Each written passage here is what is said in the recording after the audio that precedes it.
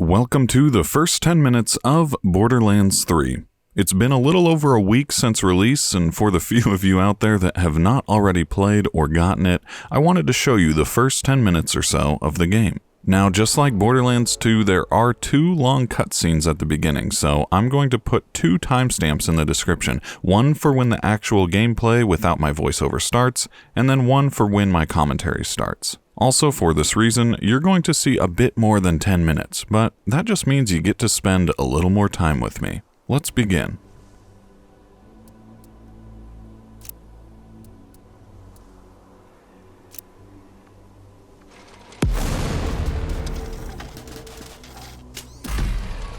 So, you want to hear a story, huh? A tale of adventure across the stars. Come, listen to old Marcus. Have I got a story for you? My tale begins here, on this backwater planet called Pandora. Some say it is a wasteland of greed and violence, and it is. But if you've got skills to pay the bills, Pandora is full of opportunity. Vault hunters. They brave the merciless Borderlands in search of secret alien treasure. My father told me tales of vault hunting when I was but a little Marcus boy. And now, I tell you. So, you ask, what treasures do the vaults hide? Fame, wealth, power. Or maybe nonsense like charity or family. I don't know, use your imagination. Whatever the prize, a vault hunter must have the determination to seize victory from the jealous hands of fate. Now, my story is about a very special band of vault hunters who have only just started their journey. They are bold and hungry. Maybe old Marcus tells you this story because they remind me of you. Just a little, don't let it go to your head. These new vault hunters are answering a siren's call. Her name is Lilith, and she is a hero, savior of Pandora a dozen times over. Lilith is recruiting a team to hunt for a map. A map that leads to vaults all over the galaxy. But she is not the only one. Dark forces have gripped the Borderlands. A new threat, unlike anything the galaxy has seen before. My story begins right here on Pandora with our new Vault Hunters, their siren leader, and, most importantly, me.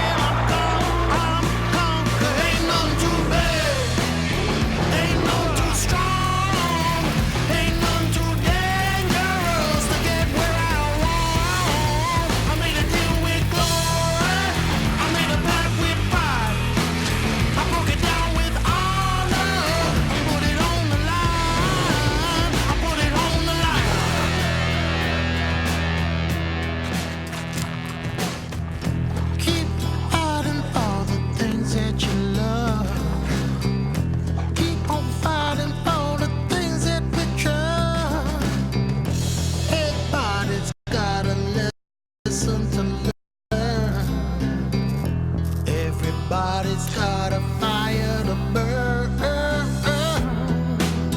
And when it's all said and done, we don't run. When it's all said and done, we can run. Oh, when it's all said and done, we don't run. We don't run. We don't. We don't. 'Cause ain't none too bad. Ain't none too strong.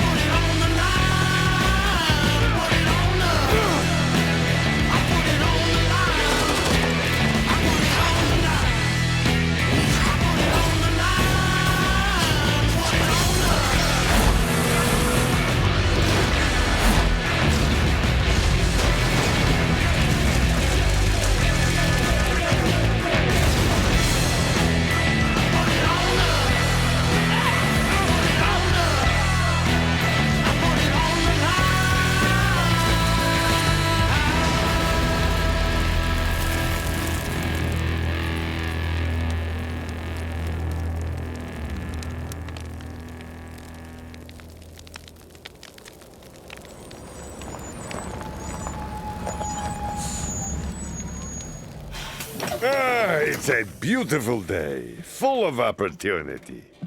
So, who's coming?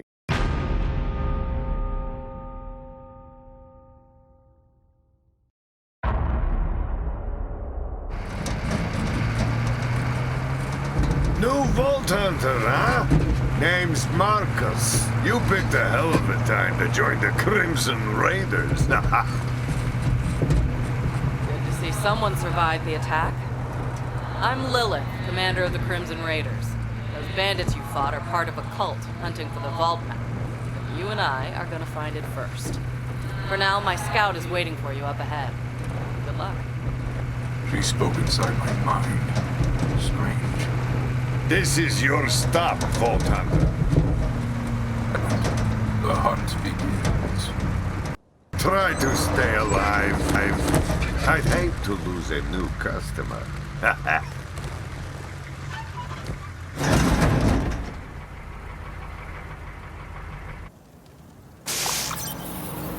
And welcome to Pandora! Hey, you must be the new recruit. I am a CL4PTP steward bot, but you can just call me General Claptrap of the Crimson Raiders. What's your name? You are allowed to call me Flack, until I decide if I'm going to kill you.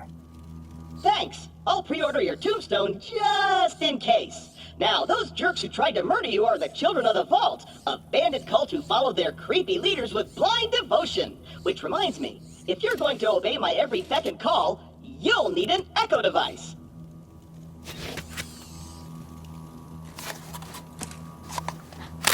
The Echo 3. Slightly more powerful than the Echo 2 and twice as expensive.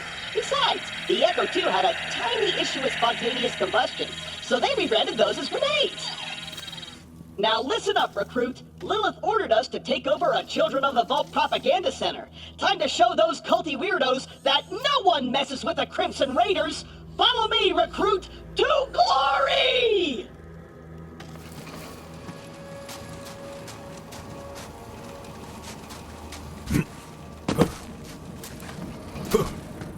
Before we wreak our righteous vengeance, you'll need to register your Echo at this quick change. Once we defeat the cult, I'll be famous. And when I'm signing autographs, I need you looking sharp while defending me from my legions of fans/stalkers.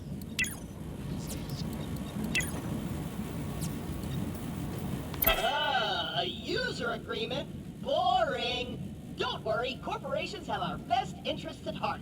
The propaganda center is this way. A locked gate? No! This can't be happening! The entire mission is ruined! Think, Claptrap, think! You're brave and powerful, and people always do what you tell them to! That's it! Recruit, get that gate open! That's an order from your superior officer!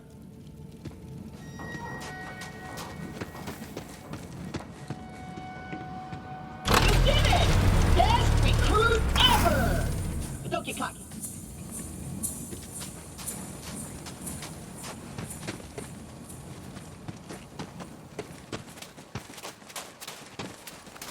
Jump, recruit!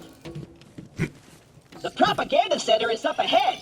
Those cultists have been killing Crimson Raiders left and right. They totally suck skag balls. But I've got a foolproof plan to kick their culty asses. I hit a weapons cache nearby. Stay quiet and follow my every move. It's stealth time. Stealth time. Gonna walk over here and stealth time.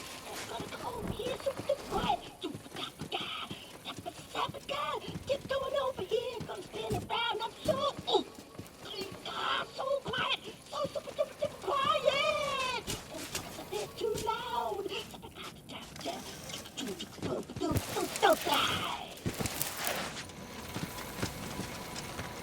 Perfect. Once we complete our mission, Lilith has to promote me to Super General. Stand back! That was stealth? How have you survived this long? Relax. On Pandora, it's actually super weird if something's not exploding. Now take your gun, recruit. You're gonna need it. These guns, like myself, aren't beholden to their primary function. I can dance and sing. And some guns now include an alternate shooting mode. Try it out. Follow me, recruit.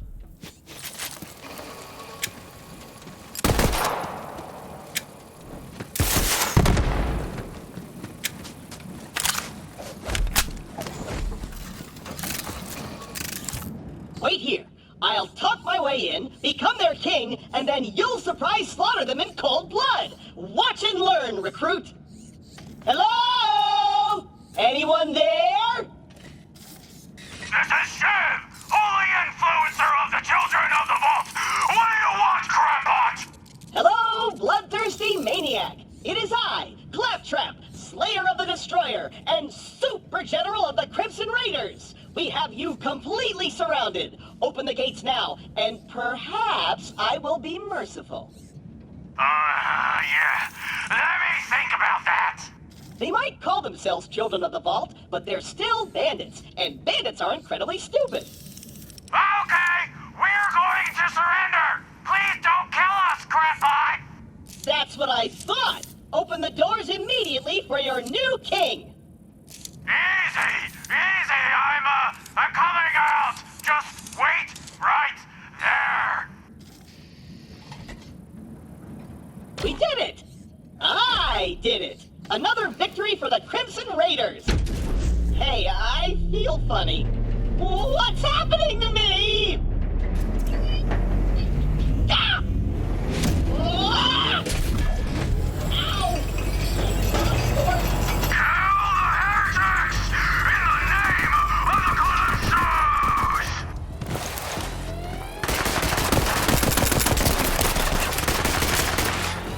I like you better dead.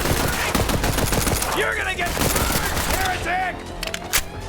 I can't stop the Calypso! This could save your life! Then you owe me a life debt! This is my moment! I demand a right burial! Heal your wounds, recruit! Crampot! You're gonna be my new chamberbot! I'm gonna boom in your head! No! Recruit!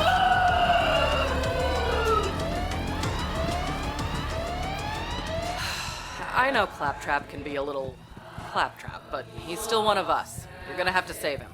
I'll be there soon.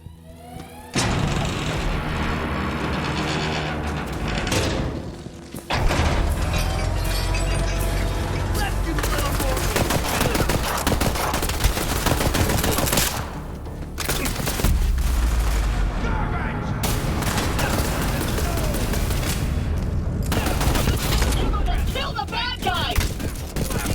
The hunt is on.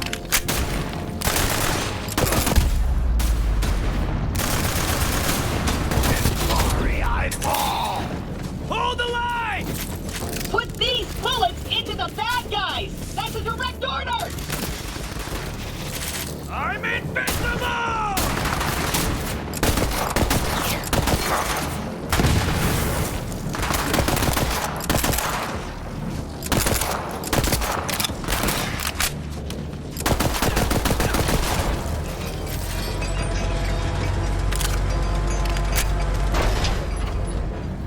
Recruit, there's no way your supple and delicate body can survive a showdown with Shiv unprotected!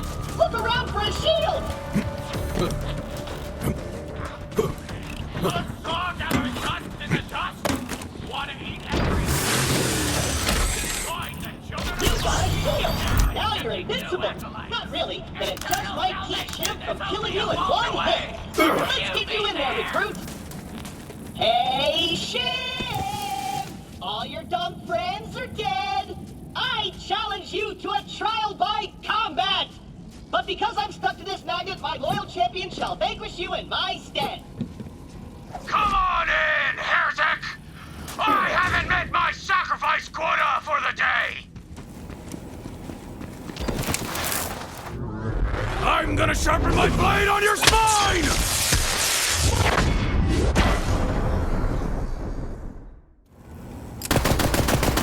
On your knees, Arthur!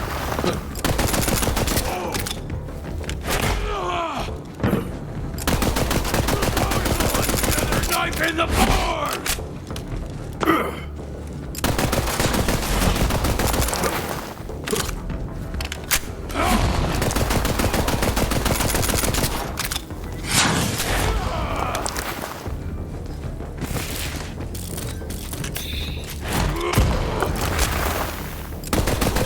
Shouldn't have come here! Have fun running. For the Calypso! It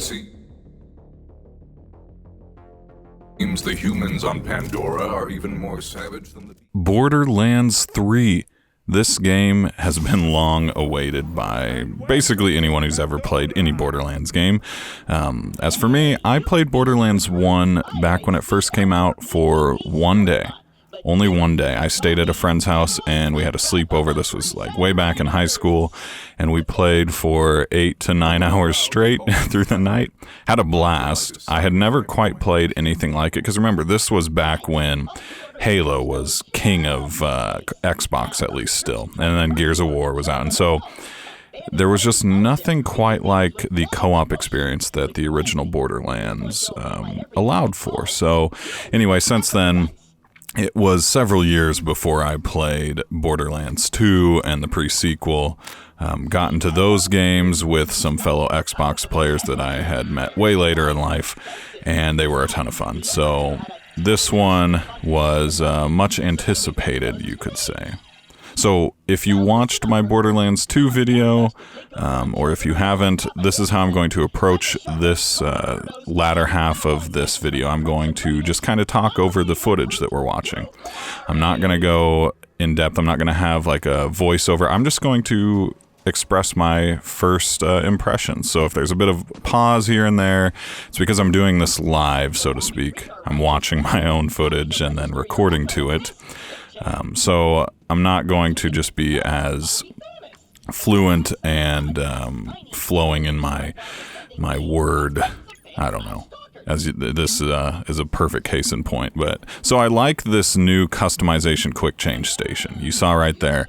There are a lot of options now. You have body, you've got your head, and in Borderlands 2, it was just your head, and you would go through different DLC and you could get special head customizations, and I like to do that in what was it? It was after you do I want to say it's Valentine's Day. I don't know. In Borderlands 2, it was the one where you go and raid the whiskey distillery and then break up some wedding. It was bizarre.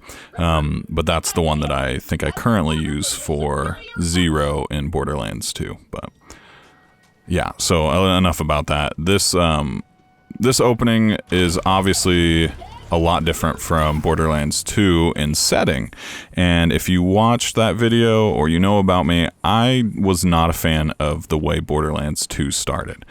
Now, maybe that's because I played Borderlands 1, got used to that, and then jumped right into Borderlands 2. Never had to wait like most people. But I wasn't a fan of the snow. The desert just has this appeal. The desert parts of Pandora just have this kind of charm to them. And maybe that's a throwback to the first game. I don't know. But I'm going to pause for a second because I love... just Claptrap is so stupid. It's just great.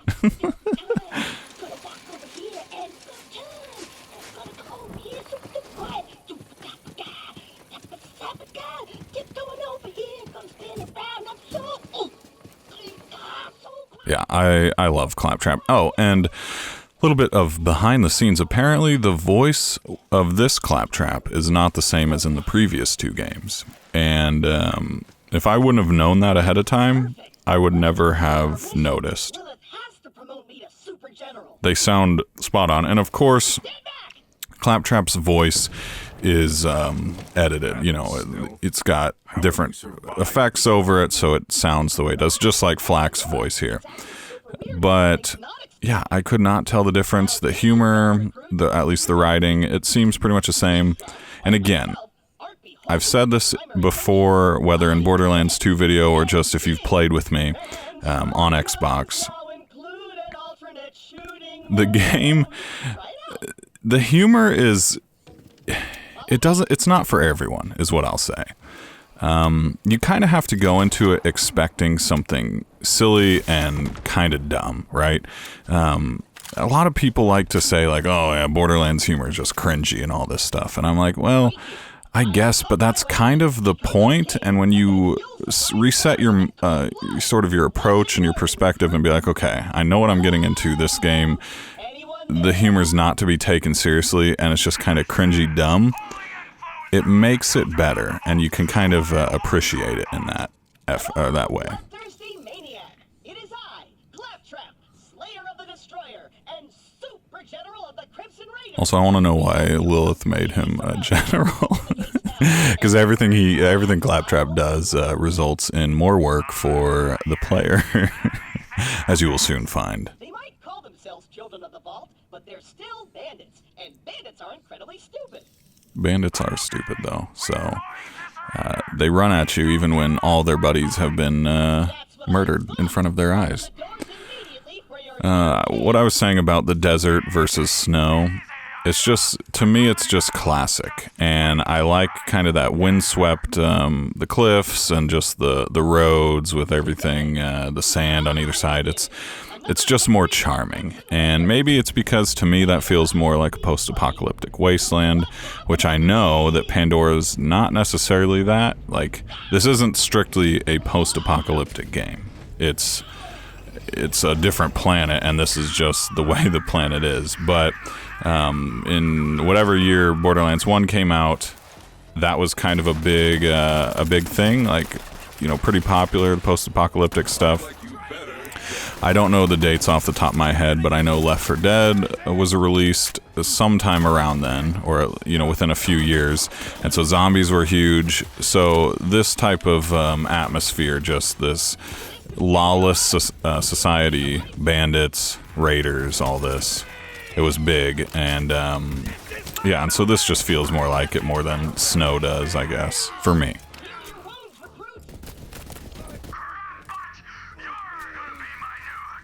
Okay, so I chose Flak, or the Beastmaster, for this playthrough, at least for the video, because my main character is a Siren in my playthrough of Borderlands 3.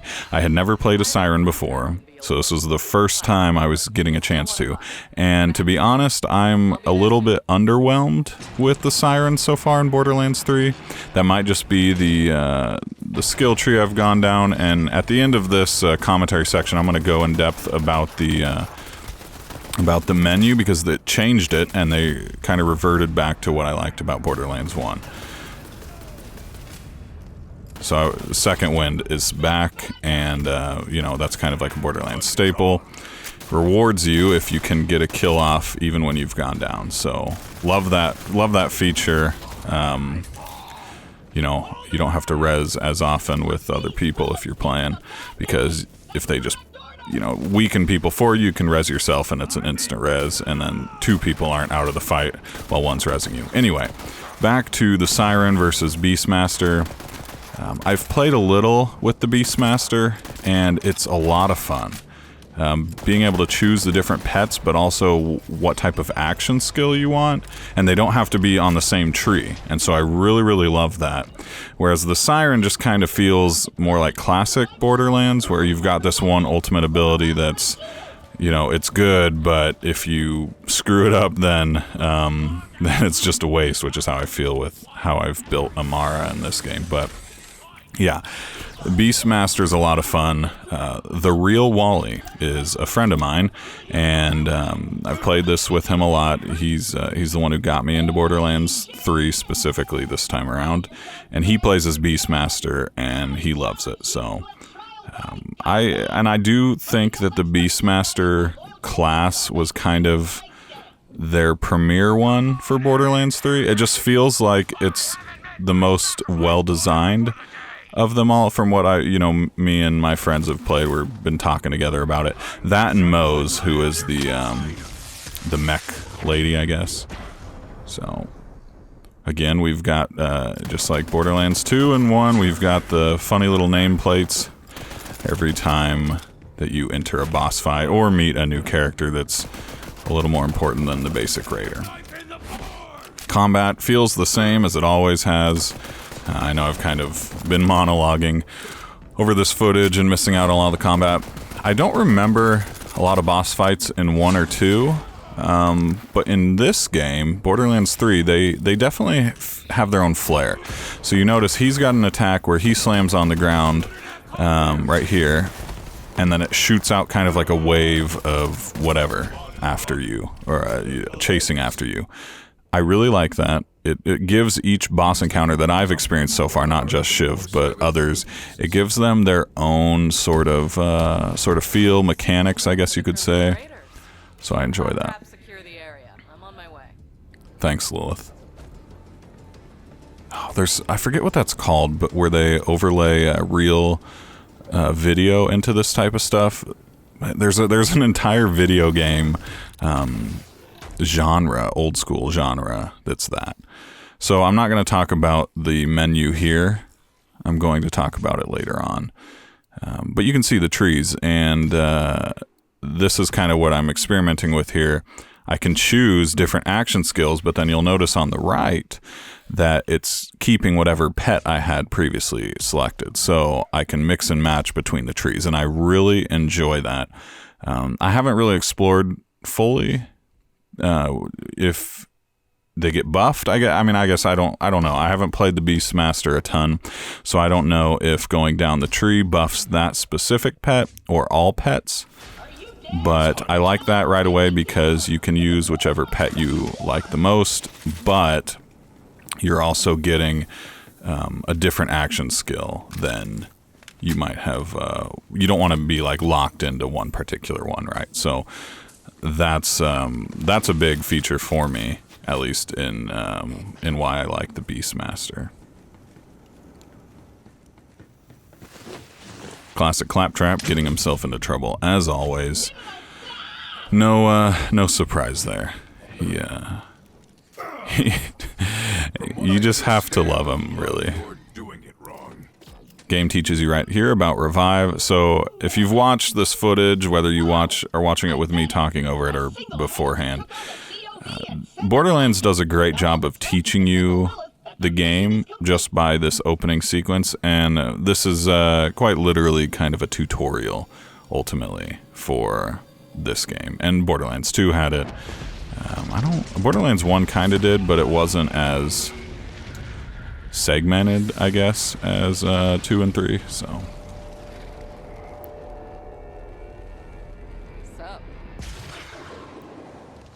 Crimson Raiders.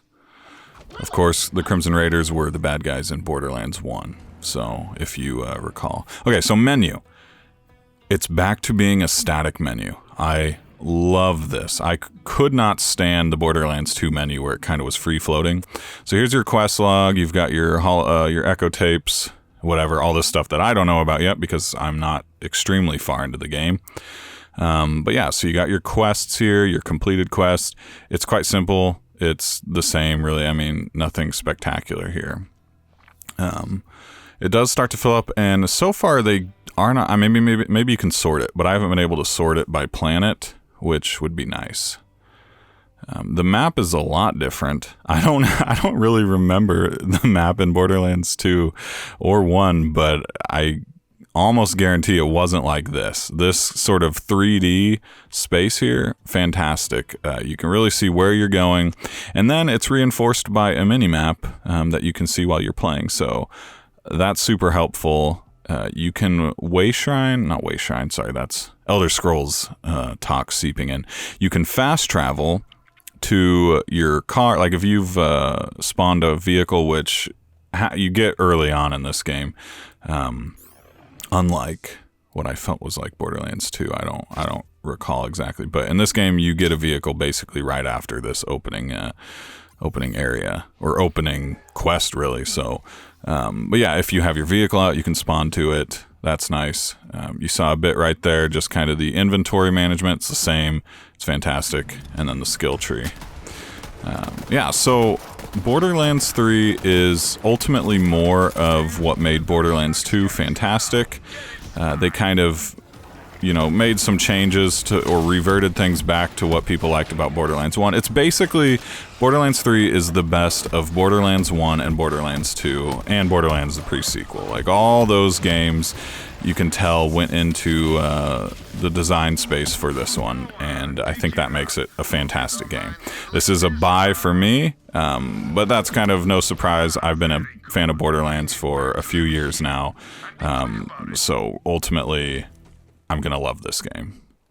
Anyway, thank you so much for watching this video. As I mentioned previously, I'm going to do a full game, full series video at some point with the Borderlands, but until then, this will have to do. So feel free to leave a comment down below, subscribe, join my Discord server.